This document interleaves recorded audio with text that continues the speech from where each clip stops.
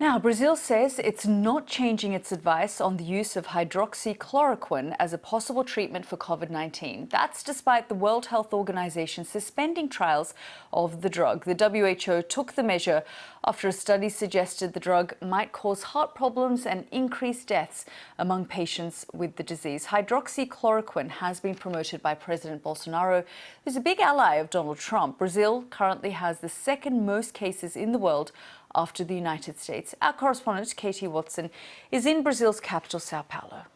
That's right. They talk about the fact that this article from Lancet references a database rather than a clinical trial. That's what the message is from here at in the health ministry, and that is not sufficient methodology for it to be used as a reference in Brazil. So they are staying firm, saying that they will leave it up to the doctors, but also give that right to the patients that from very early on they can sign a disclaimer, they can choose to take the drug. You've got to remember there's also a bit of history with the Lancet. It was just earlier this month that the Lancet said that the biggest danger to Brazil was Jair Bolsonaro himself, and it's taken he's gone through two health ministers over his attitude towards dealing with the pandemic and of course the anti-malarial drugs. The first health minister departed because he didn't believe he didn't agree with that Jair Bolsonaro didn't agree with him on the importance of social distancing. The second one lasted less than a month,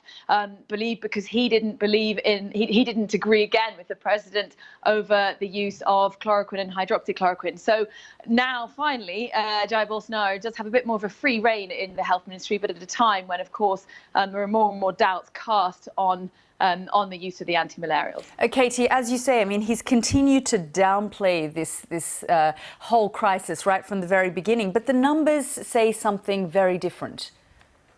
Absolutely. We're talking more than 22,000 deaths, 370,000 plus cases of confirmed coronavirus. And those numbers at the moment don't show any signs of slowing down. But more importantly, as the testing is so limited here, that the real figures are thought to be much, much higher than that. But of course, the moment the president is standing firm, he wants to prove, or he wants to show that the way he's leading this country through it is the right way. But of course, a lot of people here are very concerned about the situation with the numbers just keep spiraling out of control at the moment. It doesn't seem there's any kind of unified way forward. Certainly, the response here has been totally chaotic in trying to deal with trying to curb the spread of the virus here.